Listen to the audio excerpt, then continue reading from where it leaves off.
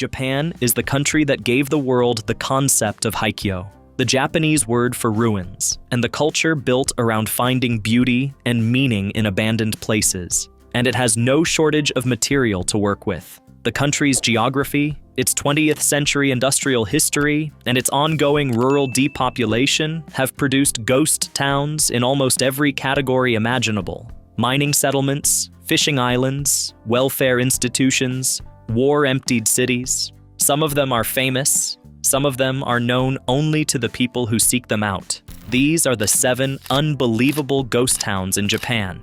Number 7, Matsuo Mine, Iwate Prefecture. High on the slopes of the Hachimantai mountain range in Iwate Prefecture, at an elevation of about 1,000 meters, the ruins of the Matsuo Mine sit above the clouds for a significant portion of the year. From certain angles and in certain weather, the concrete apartment blocks that once housed thousands of workers emerge from the fog looking less like a mining settlement and more like a fortress. Massive, gray, angular, and unmistakably human in a landscape that has made a serious effort to reclaim its wildness since the mine closed in the early 1970s. Matsuo Mine was, at its operational peak, the largest sulfur mine in the Far East. Mining activity began in the area in the early 20th century, and operations were formally organized from 1914, expanding dramatically over the following decades as demand for sulfur, used in fertilizers, industrial chemicals, gunpowder, and various manufacturing processes, made the remote Iwate highlands economically viable. The mine company constructed a complete, self-contained community on the mountainside. Multi-story apartment buildings for workers and their families, a hospital, schools, a cinema, shops, and recreational facilities. At its peak in the late 1950s and early 1960s, the settlement housed over 4,000 people. Children were born there, went to school there, and grew up in an environment that was, in every functional sense, a small city at 1,000 meters elevation in the mountains of Iwate. The economics that built it also destroyed it. Synthetic sulfur, a byproduct of petroleum refining that became available in increasing quantities during the 1960s, undercut the cost of natural sulfur mining everywhere. Operations at Matsuo contracted progressively through the late 1960s, and the mine closed completely by 1972.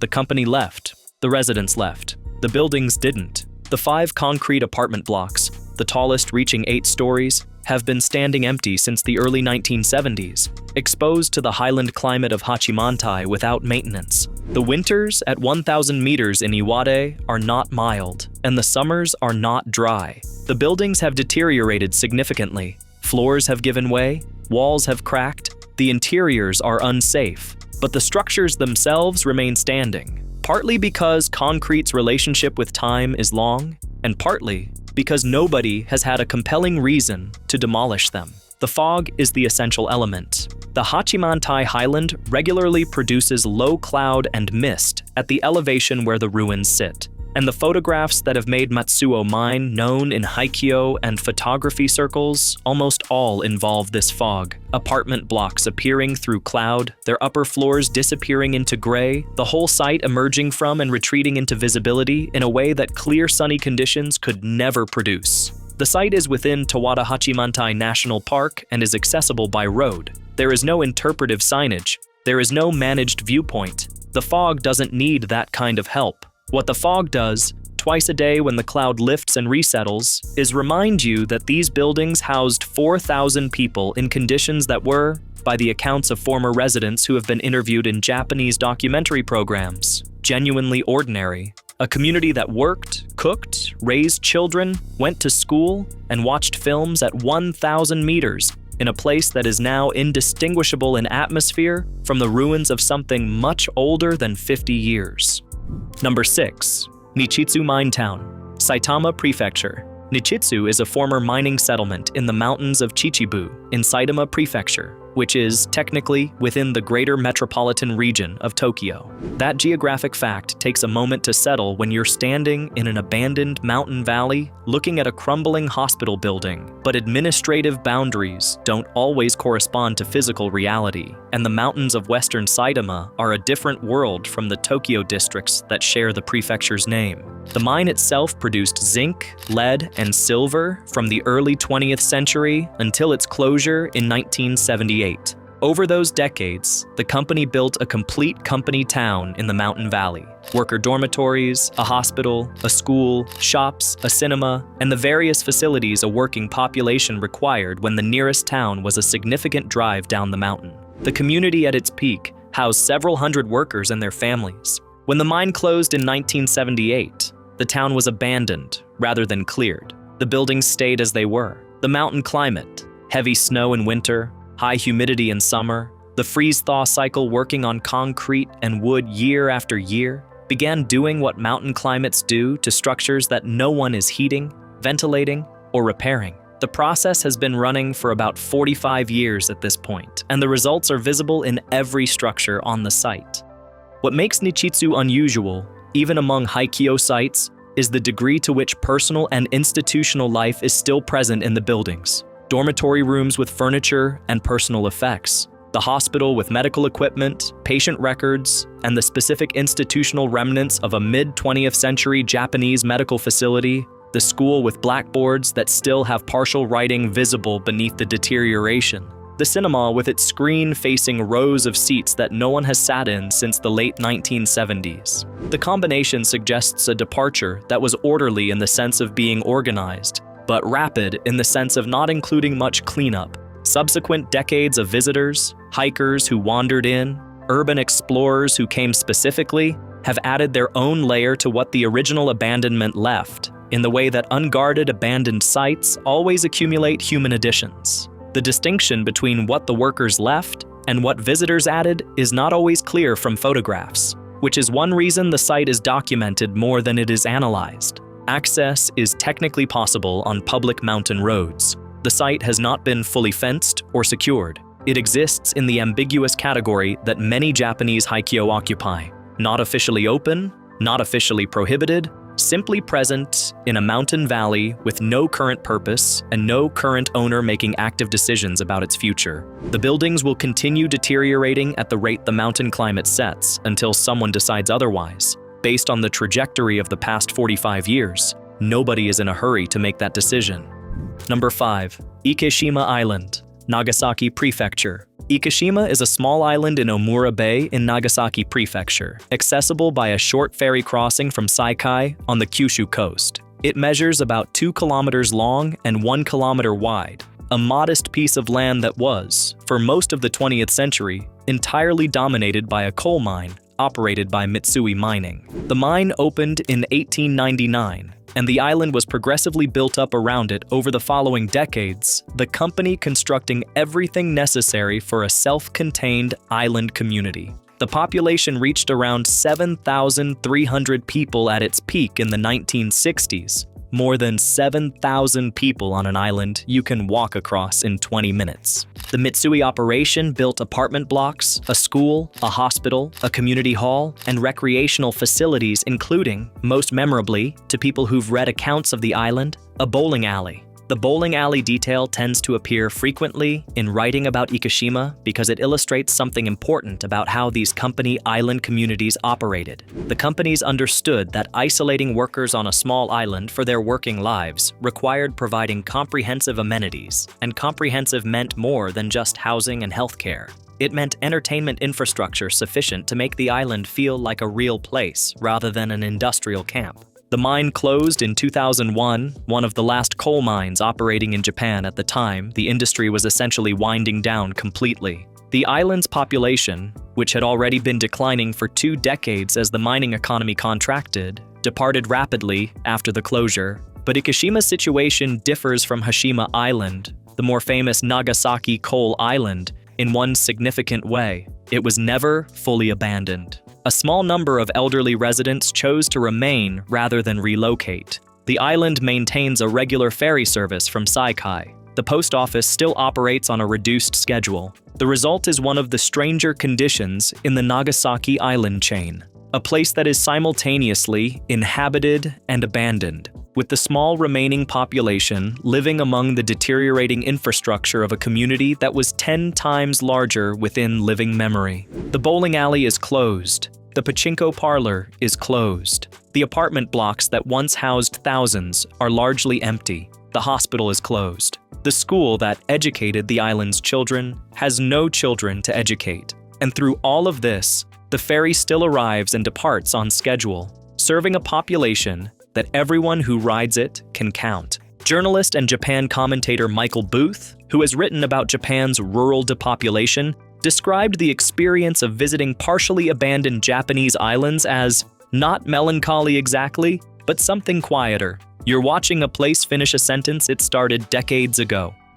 Number 4. Kanita Farm, Aomori Prefecture. Kanita Farm is a former work rehabilitation facility in Aomori Prefecture, operated from the 1950s until its closure in 2006. It was established as a social welfare program, operating under the philosophy, common in Japanese social policy of the post-war era, that structured work, community, and productive labor could provide stability and rehabilitation for people who had difficulty functioning in mainstream society. Residents included people with various disabilities, former addicts, and individuals who had been discharged from other institutions. They lived on the farm, worked the land, and were part of a community that was deliberately separated from the surrounding area. The facility was substantial. It occupied a significant area of farmland outside Kanita town, with dormitory buildings for residents, administrative offices, a chapel that served as the community's spiritual center, workshops where various forms of skilled labor were practiced, and the agricultural outbuildings, barns, and equipment sheds of a working farm. At various periods, the facility housed several hundred residents. In the welfare infrastructure of post-war Tohoku, it was a significant institution. The closure in 2006 was not followed by orderly clearance. The dormitory buildings were left as they were. The chapel was left with its religious objects in place. The workshops were left with their equipment. The administrative offices were left with their files and furniture. The farmland that had been worked by residents for decades reverted to scrub and tall grass. The combination of the facility's specific history, a place designed to house people who existed at the margins of ordinary social life, and the completeness of its abandonment creates an atmosphere that is difficult to be neutral about. The chapel is the structure most documented in haikio photographs, a simple wooden building with weak winter light coming through damaged windows, objects of religious and personal significance still placed where they were last put, the specific stillness of a space where collective belief was practiced and then simply stopped. The dormitory buildings are harder material, the remnants of individual rooms, the particular evidence of domestic life that belonged to specific people, left not by oversight, but by the circumstances of how the facility closed and who was responsible for its contents. Aomori's climate, heavy snowfall, significant freeze-thaw cycling, the damp of the Tohoku coast, is working on the structures with the consistency it applies to everything unheated and unrepaired. The farm is not on any tourist circuit. It is known in haikio circles, documented in urban exploration photography and occasional documentary coverage, and essentially unknown to anyone outside that specific community. What sets Kanita Farm apart from most other Japanese haikio is the specific nature of what it was. A facility built to care for people who had nowhere else to go, intentionally separated from the surrounding community, whose residents were dispersed into other institutions when it closed. The buildings that remain document a particular approach to social welfare that was common in post-war Japan, and that the closure of the farm effectively ended, the chapel with its objects still placed, the dormitory rooms with their evidence of lived days. These aren't the residue of a mining operation or a company town. They are the residue of people's lives being managed by an institution, and then the institution simply not being there anymore. Number 3. Hashima Island, Nagasaki Prefecture. Hashima has been mentioned in other contexts in this series, but as a ghost town, which is precisely and completely what it is, it belongs here, near the top of the list, with the full treatment it deserves. The island was a Mitsubishi coal mining operation from 1890 to January 1974, during which it housed a population that reached 5,259 people on a land area of just 6.3 hectares, one of the highest population densities ever recorded anywhere in the world. For comparison, Manhattan's population density, which is considered extremely high by global standards, is a fraction of what Hashima sustained at its peak. Every square meter of the island was used. The entire thing was built up. Seawall reinforcements around the perimeter to protect against typhoon waves, concrete apartment blocks rising 8 and 9 stories, a school, a hospital, a cinema, a pachinko parlor, a swimming pool on one of the rooftops. The island was surrounded by seawalls and looked, from a distance in the East China Sea, like a warship at anchor, which is how it earned its nickname Gunkanjima, Battleship Island. When Mitsubishi closed the mines in January 1974, the island was evacuated within 3 months.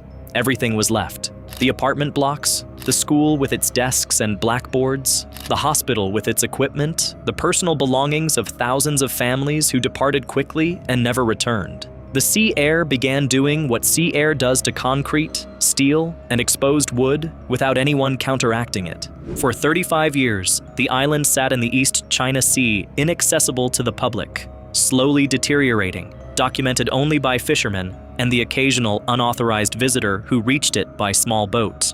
It was designated a UNESCO World Heritage Site in 2015 as part of the broader Meiji Industrial Revolution Sites nomination, which included multiple locations across Kyushu and other parts of Japan. A designation that involved significant and sustained diplomatic tension with South Korea, where there is documented historical grievance about the use of coerced Korean labor at Hashima during the wartime period. The inscription acknowledges that history as part of the site's significance, though the manner and extent of that acknowledgement has been a point of ongoing dispute. The physical state of Hashima today, the leaning apartment blocks, the collapsed sections, the seawalls with gaps, the internal spaces visible through broken windows, represents roughly 50 years of uninterrupted coastal deterioration. The bones of the island are still structurally present. The details are going.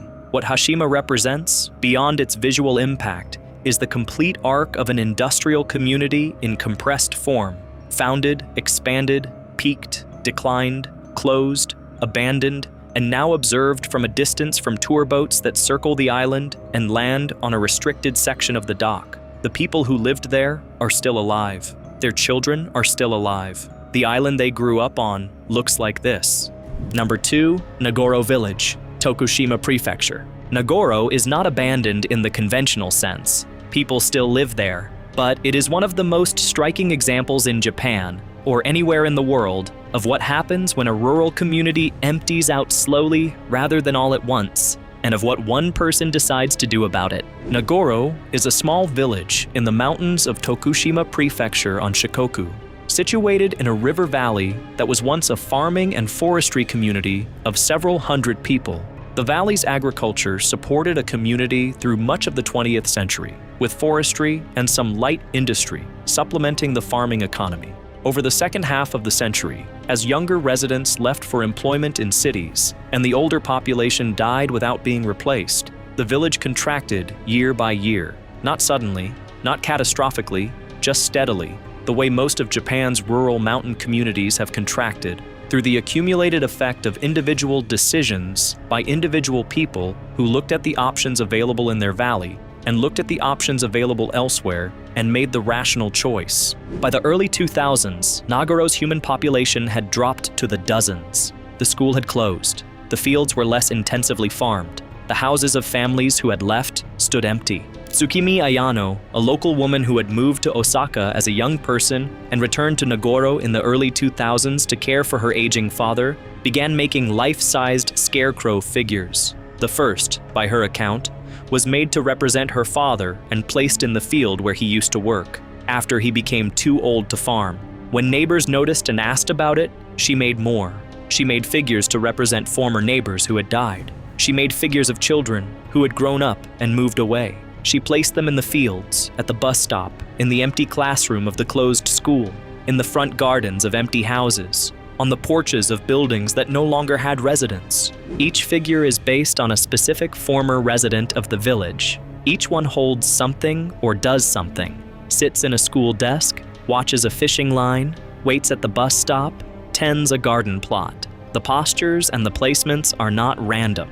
They are a record of what people did in Nagoro when Nagoro had people in it. The Scarecrow Village now contains several hundred figures. The human population is somewhere in the low dozens. There are more scarecrows than there are people, and the gap between those two numbers continues to widen as the remaining human residents age. Tsukimi Ayano continues to make new figures as residents die or leave.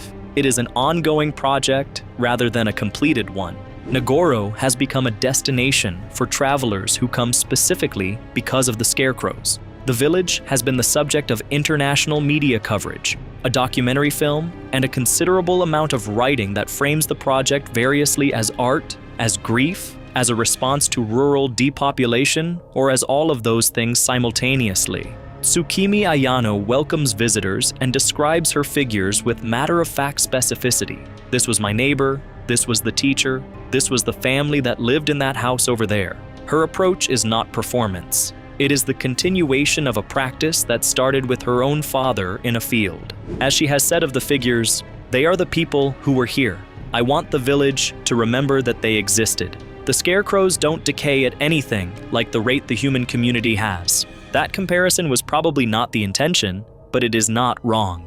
Number 1, the Chernobyl of Japan, Namie Town, Fukushima Prefecture. Namie Town in Fukushima Prefecture is not a ghost town by choice, by economics, or by industrial decline. It is a ghost town because of a nuclear accident, one of the most significant in the history of civilian nuclear power, that occurred on March 11, 2011. At 2:46 p.m. that day, a magnitude 9.0 earthquake struck off the Pacific coast of Tohoku, the largest earthquake ever recorded in Japan. The earthquake generated a massive tsunami that reached the Pacific coastline of Fukushima Prefecture, including Namie, within about an hour. The tsunami caused widespread destruction in the coastal areas of the town, killing residents who could not evacuate in time.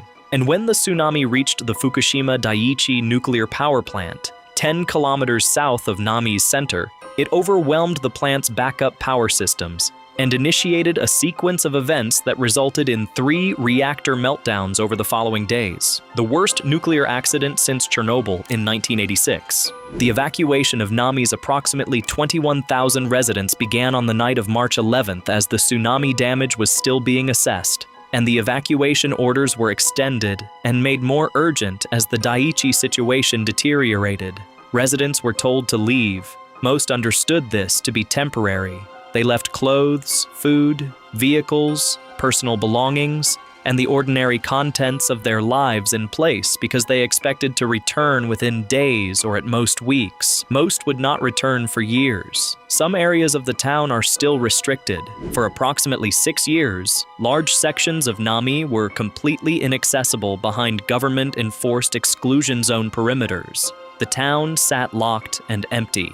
Inside it, time stopped in the specific way that only sudden, forced evacuations produce. The convenience stores and supermarkets had perishable food on the shelves and in the refrigerators that had been running when the power went out. Cars sat in the positions where owners had left them. Calendars on walls showed March 2011. Homework was still on school desks. The ordinary material of daily life was exactly where it was the morning everyone left, aging in a town where nobody was allowed to be. Radiation monitoring throughout the exclusion period showed the distribution of contamination from the Daiichi plant across the town in patterns that reflected wind direction and precipitation during the accident days. The northern and western parts of the town received less contamination than areas to the south and east, creating a geography of radiation that is mapped in precise detail and that translates, in practical terms, into which streets can be lived on and which cannot. Decontamination work, removing topsoil, pressure washing structures, disposing of contaminated materials, began after the immediate crisis and continued for years. Parts of Namie were opened for return in March 2017, and the town center area has been partially repopulated and rebuilt. A new shopping center opened. A new school was built for the children of families who chose to return. The population that evacuated at around 21,000 people has returned at a fraction of that, roughly 2,000 to 3,000 people in recent years. The majority of former residents have rebuilt their lives in Fukushima City, in other cities, or elsewhere in Japan, and are not coming back to Namie. The still restricted areas, The sections closest to the Daiichi plant, where radiation remains above the threshold for habitation, look today as they did in 2011. The fencing and checkpoints that mark the boundary of those areas are a physical line between the partially recovered town and the town as the earthquake left it. Inside the restricted zone, the process of a town decaying without maintenance is ongoing and will continue for years or decades until the decontamination work reaches those areas, if it does. Former Namie Mayor Tamotsu Baba, who spent years fighting for recognition of his town's situation and for adequate compensation and decontamination support from the government and from TEPCO, the plant operator, said, "We did not choose to leave. We did not choose to abandon our town. We were ordered out, and then we waited. And for many of us, by the time we could go back, there was nothing to go back to." Namie is the most unbelievable ghost town in Japan, not because of what it looks like, though it looks extraordinary and deeply sobering, but because of how recently it became one, how clearly the cause is documented, and because the people who were ordered out of it are still alive, still scattered, and still living with the consequences of what happened on one afternoon in March 2011. 7 ghost towns across Japan, from a sulfur mine in Iwate mountain fog to a mining island in Amura Bay still running its ferry for a handful of residents. From a mountain valley in Tokushima, where one woman is building an entire community back out of cloth and wire, to a coastal town in Fukushima that was emptied in an afternoon by a wave and a meltdown and has been trying to put itself back together ever since. Each one of these places ended differently. A mine becoming obsolete, a company deciding a resource wasn't worth the cost, a disaster that nobody planned for, a slow demographic tide that nobody stopped. The buildings that remain, standing, leaning, deteriorating, or still inhabited by the few who stayed, are the same kind of record that any physical place is, evidence that something was here, and a question about what comes next. These are the 7 unbelievable ghost towns in Japan, and whether they make you feel like visiting or like staying home, they are all worth knowing about. Hit that like button and subscribe if this one was worth your time. There is a lot more of this coming.